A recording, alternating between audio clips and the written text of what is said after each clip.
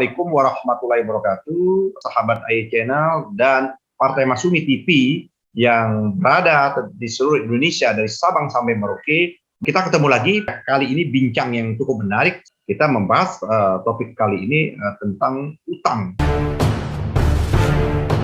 Pertanggungjawaban pelaksanaan anggaran pendapatan dan belanja negara atau APBN dan pemeriksaannya. Untuk bayar bunganya aja kita mesti minjam. Bisa Menteri Keuangannya bilang aman-aman. Amannya di mana? Jokowi meninggalkan utang 10.000 triliun.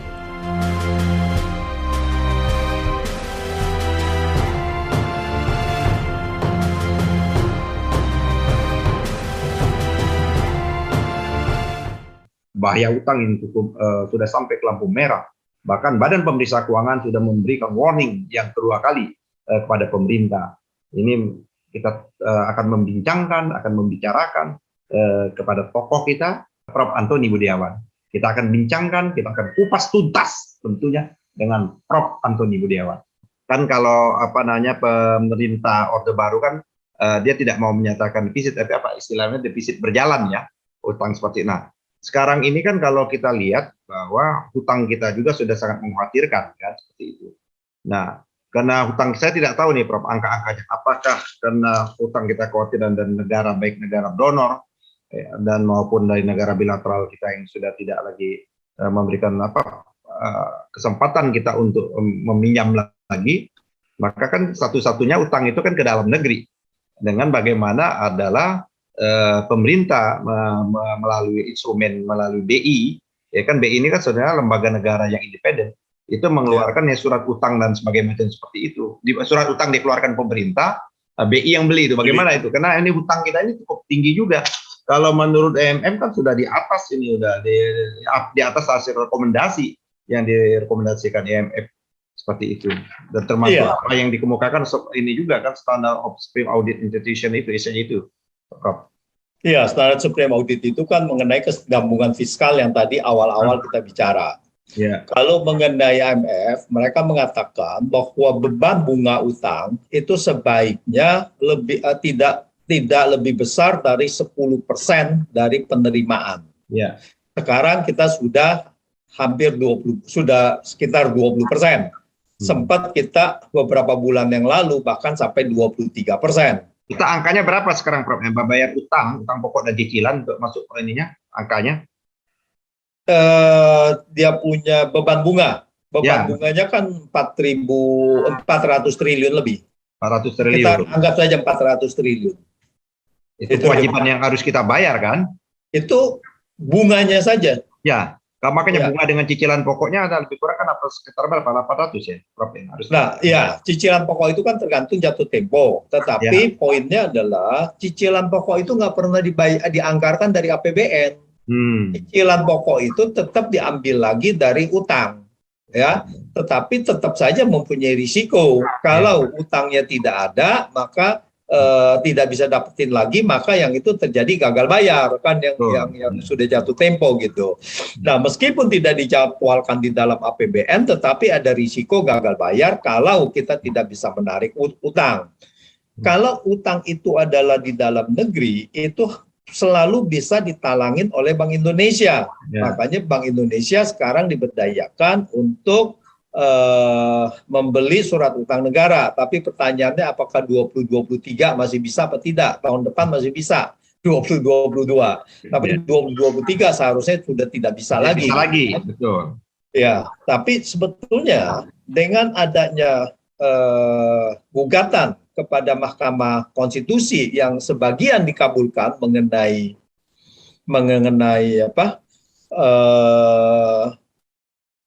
imunitas di Undang-Undang Nomor 2. Ya, dari pasal 27 imunitas kepada ibu. Dia menambahkan mengenai sepanjang itu dilaksanakan dengan itikat baik. Pertanyaannya adalah apakah APBN tahun 2021 dan 2022 berdasarkan Perpu itu masih itikat baik atau tidak? Nah, seharusnya udah di situ, tapi itu lain persoalan. Nanti Bang Ahmad Yani nanti bisa menyoroti lagi itu dari sudut hukumnya itu. Apakah BPK dibolehkan memberikan interpretasi karena Mahkamah Konstitusi boleh memberikan interpretasi apa tidak gitu. Nah, inilah kalau tidak ada itikat baik, itu otomatis semuanya yang terkait BPK, Bank Indonesia dan sebagainya itu seharusnya otomatis juga mengikuti kepada gugatan tadi. Oke. Anggap itu boleh. Sekarang tahun 2023 itu tidak bisa lagi. Nah, ini apa yang terjadi? Jadi utang di luar negeri itu sangat terbatas kalau dari luar negeri. Utang dari dalam negeri juga sangat terbatas karena yang membeli sekarang ini adalah bukan investor-investor lagi, bukan investor asing lagi, tetapi sudah perbankan di dalam negeri dan Bank Indonesia. Artinya apa? Artinya perbankan dalam negeri itu berkompetisi, investor swasta dan sebagainya itu berkompetisi dengan negara untuk mendapatkan kredit dari bank. Nah, di mana kalau kita lihat kredit kepada sektor swasta pasti akan berkurang dan menekan pertumbuhan ekonomi. Jadi tidak akan bisa selamanya bahwa itu dibiayai oleh dalam negeri. Dan kalau dibiayai oleh Bank Indonesia, seperti tadi kita katakan, potensi inflasi itu sangat besar sekali. Itu melalui cost push inflation, inflasi dari biaya produksi. Jadi gini, Prof ya, apa yang kita ini kan menyangkut utang ini kan ada kewajiban tadi. Nah, tadi sudah kita mengacam, tadi Prof secara sekilas di depan tadi mengatakan ada ancaman, ada gagal ya, kita tadi ada gagal ya, ada fiskal kita berkelanjutan. Ya. Nah sekarang ini kalau utang ini, adakah kemungkinan juga dengan tata cara pengelolaan dan menyangkut juga sumber pendapatan kita juga diproyeksikan juga tadi yang sebagaimana kita bicarakan tadi, ada perkiraan nggak 2022 ini gagal bayar utang? Dan kalau memang terjadi gagal bayar utang, apa dampaknya sesungguhnya ini, Prof? Dan kemungkinan itu. Kalau memang nanti ternyata kita gagal bayar, terus dampaknya bagaimana? Begini, potensi gagal bayar itu sudah ada. Potensi itu sudah ada dari sebetulnya tahun ini juga, tahun itu sudah ada. Tapi bahwa itu tidak terjadi, itu ada beberapa hal. Kalau kita lihat krisis ekonomi Amerika 2007, 2008, itu sudah diperkirakan lama juga. Tetapi baru terjadi 2008, 2007, akhir 2008. Nah, potensi bahwa di sini terjadi gagal bayar dalam arti bahwa pemerintah tidak bisa menarik utang lagi dan menjadi sulit, atau asing bahkan keluar, ya, terjadi capital outflow, itu adalah suatu kegagalan dan potensi itu sudah sangat besar sekali. Tapi kapan terjadinya? Nah, yang tadi saya katakan bahwa dilihat dari trust, ya. Sementara ini adalah masih belum terjadi. Bukannya berarti tidak terjadi. Itu bisa tiba-tiba. Tahun 97, kembali saya kepada tahun 97, sampai dengan semester pertama, sampai dengan Juni, itu semua ekonomi baik-baik saja. Tapi begitu kemudian rupiah di-attack, langsung kolaps beberapa itu. Tidak ada yang perkirakan. Dan begitu di-attack kolaps, beberapa bulan kemudian langsung jatuh. Nah, 2022 itu juga, ya jangan kata kita bilang tahun depan gitu. Dan kalau ini bulan depan pun itu terjadi seperti itu, ini akan langsung berubah sekali total gitu kondisi ekonomi dan politik itu berubah total gitu. Nah, inilah bahwa potensi ke sana selalu ada, tetapi tidak bisa dipastikan bahwa apakah itu akan terjadi atau masih memerlukan waktu lagi. Ya, apakah sudah matang apa belum, itu nanti tinggal dilihat ya bagaimana bahwa investor asing, investor lokal itu memberikan reaksi. Jadi Prof, ini kan potensi kita gagal bayar itu nampak ya. Tapi yang kita lihat tuh tadi Prof tidak bisa kita memfiksikan betul itu kan, karena tadi lompatannya bisa seketika seperti itu. Awalnya baik-baik saja, ternyata tapi baik-baik saja ini kan sesungguhnya bubble ya kan, sesungguhnya ekonomi bubble itu sesungguhnya di bawahnya rapuh ya kan. Sehingga kalau dia kempes kan habis seperti itu. Nah, bisa nggak kita memberikan indikator ya? Sehingga kita kan ini bahwa apa gagal bayar itu kan ada indikator-indikatornya seperti itu kan. Seperti itu. Kalau kita orang sakit pun ada indikatornya kan. Kalau sakit mulai sakit. Tapi kan kadang-kadang kita menganggap enteng indikator-indikator yang diberikan, isyarat-isyarat di dalam tubuh kita. Nah, tentu juga dalam bidang ekonomi saya yakin ada indikator yang seperti itu. Nah, indikator itu sebetulnya sudah diberikan, bahkan bukan oleh kita, bahkan oleh lembaga negara BPK. Ya. BPK sudah mengatakan bahwa ini sudah lebih tinggi dari rekomendasi IMF atau bahkan rekomendasi IDR, ya kan, International Debt Relief. Ya. Itu sudah lebih tinggi.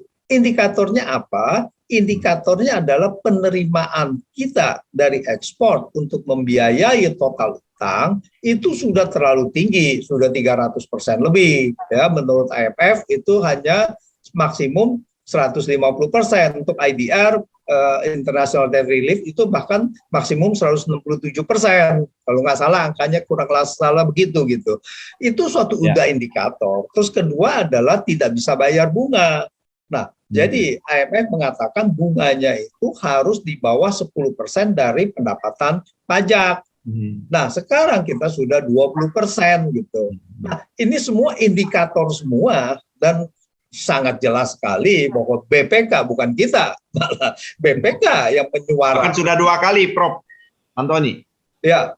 Nah, tapi kita kan ada yang tadi saya kira ada kata kunci ya. Saya kira kan kita mengetahui bahwa kondisi ini kan pandemi ini dialami, tidak hanya kita. Kesulitan kan juga tidak dialami oleh kita juga, hampir senegara mengalami. Tapi kan trust rakyat kepada pemerintah kan cukup tinggi. Kenapa? Mereka menyatakan apa adanya. Nah, sini kan tadi Prof mengatakan banyak melakukan fak atau kebohongan publik lah kan, fak seperti itu. Nah, coba kita lihat apa ada ini, Prof. Bagaimana Prof coba merespon staf khusus Menteri Keuangan ini?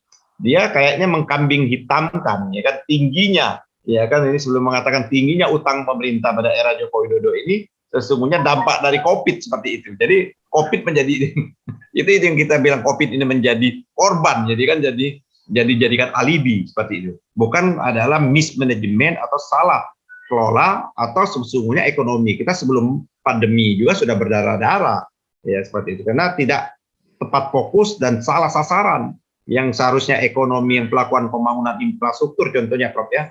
Pembangunan infrastruktur kita ini kan seharusnya berdampak pembangkitan ekonomi di berbagai macam sektor. Seharusnya kan semen kita meningkat, besi kita meningkat, dan rakyat juga bisa bekerja cukup banyak. Tapi kan faktanya tidak membawakan hasil apapun seperti itu. Malah Krakatau Steel mau bangkrut. Nah, bagaimana Krakatau Steel? Ada cerita tersendiri itu, Prof. Nanti kita ada bicara khusus itu sengaja dibangkrutkan karena ada yang mau diambil itu. Kalau bangkrut kan harus dijual. Ini kan wataknya kan watak dagang. Bagaimana mengelola negara menjadi watak dagang? Ya. Jadi kalau kita lihat begini, bahwa saya sering itu waktu mengatakan bahwa ekonomi kita ini memang sudah lemah dan melemah. Jadi kalau kita lihat tren. Masalah sebentar, Prof pernah menyatakan depresi. Satu lagi apa ekonomi kita sudah mengalami pembekuan apa lagi itu? Kan itu. Ya, depresi dan resesi lah. Jadi resesi, kita sudah masuk ke situ. Jadi kalau kita lihat dari 2014 itu ekonomi kita, terutama kalau dari sudut fiskal itu sudah turun terus. Lalu kemudian kita punya utang juga membengkak terus. Itu sudah terjadi sampai dengan 2019. Bahwa defisit sekarang bisa 1.000 triliun, bisa ini ya memang akibat COVID. Memang benar.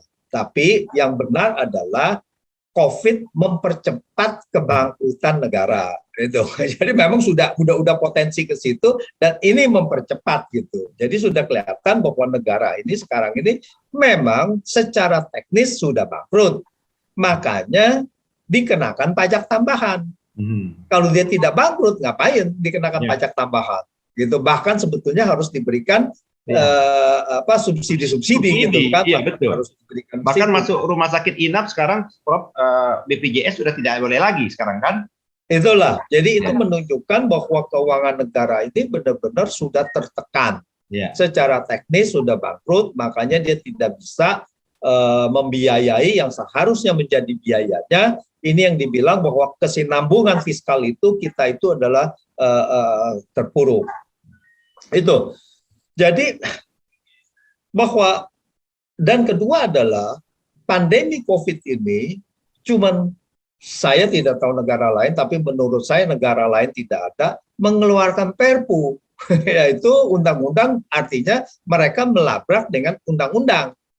Undang-undang yang diganti lalu dengan pengganti undang-undang tadi, dan ada 12 undang-undang itu yang dirubah, beberapa pasal yang di dalam 12 undang-undang itu dirubah, salah satunya adalah independensi Bank Indonesia, bahwa DPR tidak mempunyai hak budget. Ada tiga kekuasaan lembaga negara yang dipangkas, satu DPR, BPK, peradilan, dan Bank Indonesia. Bank Indonesia, betul. Ya. Nah, jadi kalau kita lihat situ bahwa memang mereka itu di negara-negara maju atau negara-negara lain juga defisit besar, tetapi kalau kita lihat defisit tahun ini sudah membaik, dan mereka tahun depan itu pasti mereka itu defisitnya turun. Kenapa diperlukan defisit? Karena defisit itu adalah untuk mengkompensasikan turunnya konsumsi masyarakat akibat pandemi. Pada saat itu akibat PSBB, akibat bahwa faktor yang PHK, faktor tourism itu anjlok dan sebagainya. Untuk mengkompensasikan ini, kemudian negara defisit, yaitu membelanjakan uang sebagai kompensasi ini untuk menjaga ekonomi dan sekaligus memberikan kepada mereka yang terdampak, menjaga keseimbangan ya, Prof. secara langsung. Ya. Nah, tapi sekarang konsumsi sudah balik. Lalu apalagi yang mau dihitungkan? Defisitnya sekarang kemana gitu? Pemulihan ekonominya kemana sekarang?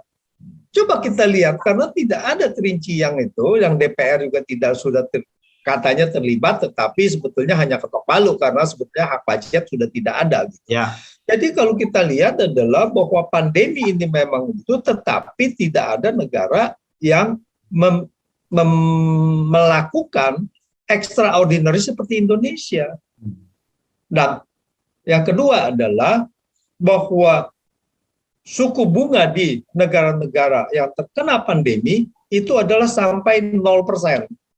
Dan suku bunga kredit itu sampai di bawah 5%, 4%. Kalau di negara maju, Malaysia aja sekitar kalau nggak salah 5%. Nah, kita ini masih bisa 10% nih gimana gitu. Ini yang menghambat semuanya pemulihan ekonomi gitu. Tapi ini oke lah, ini permasalahan dari Bank Indonesia, permasalahannya bukan dari permasalahan fiskal. Tetapi kenapa Bank Indonesia harus menahan kredit masih tinggi, suku bunga masih tinggi? Karena supaya sun laku. Kalau tidak sun itu tidak laku gitu kan. Nah, inilah kebijakan moneter yang saya katakan tersandera oleh kondisi fiskal yang lemah. Jadi kondisi fiskal kita yang sudah lemah ini, jadi dia itu sudah mempengaruhi kebijakan moneter yang seharusnya dijalankan tetapi terhambat. Yang akhirnya menghambat pemulihan ekonomi. Kalau kita lihat dari angka ini, Prof, ya, kalau dari angka data yang resmi nih ya, data dari Kementerian Keuangan, ya, saya lihat itu yang masalah tadi surat berharga negara, surat berharga negara ini, memang di akhir November 2021 ini angkanya cukup tinggi juga, itu sudah mencapai angka 48,56% ini. Kan itu bagaimana? Sehingga tadi yang tingkat suku tinggal tadi yang Prof mengatakan, sehingga orang memindahkan kan sebagian, bahkan dibujuk oleh pihak bagian, kan ini seharusnya logikanya kan tidak bisa masuk ya. Bagaimana bank ya kan merelakan uang yang ada di simpanan masyarakat ya, di bank bentuk deposito itu lepas hanya dalam rangka untuk membeli SBN dan lain sebagainya seperti itu. Nah, itu yang angka tinggi seperti itu, Prof. Gimana itu kita membacanya? Iya, karena kredit juga masih sulit. Bahwa suku bunga Bank Indonesia membuat deposito itu rendah. Jadi kalau kita sekarang menyimpan uang kita, deposito palingan bisa 2% sampai 3% saja. Ya. Nah, uangnya itu mau dikemanakan? Bank juga dalam keadaan sulit untuk menyalurkan. Mau tidak mau dia itu adalah menyalurkannya kepada SBN. Tadi, ya SBN. Kepada SBN. Nah, kalau kita lihat yang disalurkan kepada SBN pun sebetulnya adalah bukan dari yang peningkatan dana masyarakat. Karena dana masyarakat sudah masuk kepada sistem perbankan dan sudah diberikan sebagai kredit. Jadi uang itu sebenarnya sudah habis. Jadi sebenarnya bank tidak dalam posisi lagi untuk membeli SBN. Nah, tetapi ini fungsi perbankan sebagai money creation, sebagai pencipta uang. Dia bisa memberikan kredit melalui hanya sebagai debit kredit saja di dalam dia punya akuntansi perbankan. Gitu. Nah, jadi itu tercipta lagi money creation. Nah, ini yang membuat nanti ekonomi kita menjadi bubble. Bersama dengan ekonomi dari pinjaman dari Bank Indonesia kepada pemerintah. Nah, itu juga neraca Bank Indonesia akan membengkak tajam. Artinya total dari kondisi ini akan membuat inflasi meningkat. Jadi kalau ujung-ujungnya kalau inflasi meningkat, rakyat bawah lagi menjadi korban lagi tuh, Prof. Sudah pasti, dan ekonomi secara keseluruhan nanti naik dan sebagainya gitu. Tapi ya tentu saja bahwa kalau ekonomi turun, siapa yang paling menderita? Ya orang-orang yang tidak punya pendapatan yang paling yang tidak punya kekayaan, yang tidak punya itu, dia mereka yang sangat menderita. Dia berdampak langsung lah seperti itu. Berdampak langsung gitu. Dan bisa jadi berdampak langsung artinya bisa juga besok tidak makan kan gitu. Ya, itu yang saya bilang itu. Bukan hanya besok, mungkin beberapa hari ke depan dia tidak makan. Itu yang saya menyebutkan dampaknya tidak hanya dalam sektor ekonomi, Prof. Kalau sudah hal itu terjadi, maka akan ada dampak sosial. Nah, ini ekonomi selalu adalah kepada sosial. Ya. Ujungnya pasti sosial ya, Prof. Kepada langsung for sosial.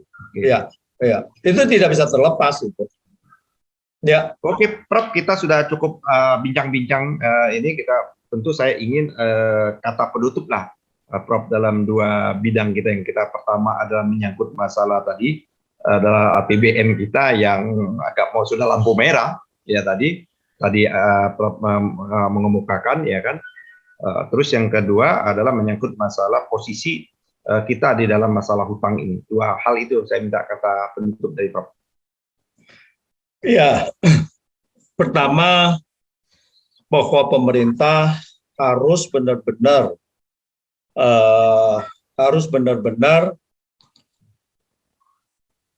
menangani secara serius mengenai kondisi ini. Ya, kita sebenarnya tidak tahu apakah di dalam kabinet itu juga serius apa tidak, Bu. Tapi kita di luar melihatnya bahwa ini masih belum ada perbaikan.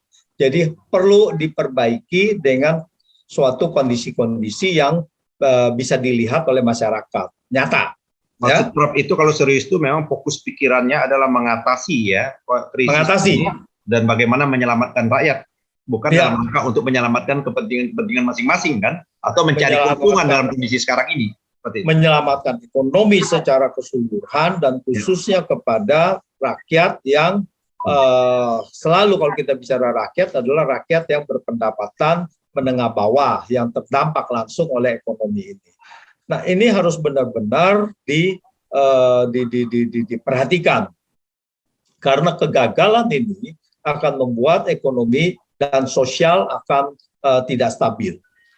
Nah, ini jadi saya rasa itu yang harus dilakukan dengan diperhatikan benar-benar gitu. Jangan lagi berkeberpihakan kepada ya tentu saja oligarki gitu ya. Segelintir orang lah, berpihak pada segelintir orang. Ya, seperti segelintir orang seperti tes PCR apa segala itu harus diatur demi untuk kemakmuran sebesar-besarnya kemakmuran rakyat gitu. Terus kedua adalah bahwa BUMN ini, jadi yang namanya modal-modal untuk BUMN itu didapat dari utang. Jadi jangan sembarangan bahwa utang kita membengkak karena memberikan modal kepada modal tambahan. Ya, sekarang tahun ini 33 triliun, tahun depan 76 triliun. Jadi sekitar penanaman modal negara itu ya. Ya, modalnya namanya modal negara, yaitu modal dari negara. Modal ini diambil dari utang. Ya. Jadi sangat luar biasa sekali kalau sampai ini terjadi pemborosan. Bayangkan ini aja 100 triliun gitu untuk modalnya. Tetapi kemudian banyak yang rugi. Ya, diberikan modal kepada karya-karya dan karya-karyanya ini banyak yang rugi dan harus menjual dengan harga murah lagi. Ini kan balik murah gitu. Ya. Nah, ini yang harus dilihat. Pengelolaan negara ini harus pengelolaan BUMN ini harus dilakukan seprofesional mungkin demi negara. Jadi jangan sampai ini menjadi ajang politik bahwa menempatkan komisaris, menempatkan direksi berdasarkan tadi siapa yang mendukung siapa. Siapa yang berjasa terhadap siapa. Siapa yang berjasa kepada siapa. Nah, ini yang sebetulnya karena ini adalah uang rakyat. Ya, betul. Saya rasa itu yang sangat perlu diperhatikan. Terima kasih Prof. Antoni. Kita pemirsa, saya kira ada hal yang cukup penting dan mendasar betul apa yang dikemukakan ini. Tentunya kita berharap apa yang kita bicarakan, apa yang kita suarakan terus-menerus ini dalam rangka untuk tidak ada lain sesungguhnya dalam rangka untuk menyelamatkan kehidupan kita berbangsa dan negara, dan dalam rangka untuk bagaimana kesejahteraan rakyat itu bisa betul-betul dirasakan pada waktu sudah menjelang kemerdekaan kita sudah cukup lama usia kemerdekaan kita. Terima kasih Prof. Kita sampai jumpa lagi di acara-acara saya yang berikutnya. Kita telah mengakhiri diskusi kita, bincang kita pada kali ini yang cukup tajam, yang cukup menarik ya. Tentunya dengan memang pakarnya. Tadi kita telah membicarakan tentang bahaya hutang yang sudah lampu merah. Kita nanti akan jumpa dan ketemu pada pembicaraan dan topik-topik yang tidak kalah penting dan tidak kalah tajamnya. Bila topik rodaya, assalamualaikum warahmatullahi wabarakatuh.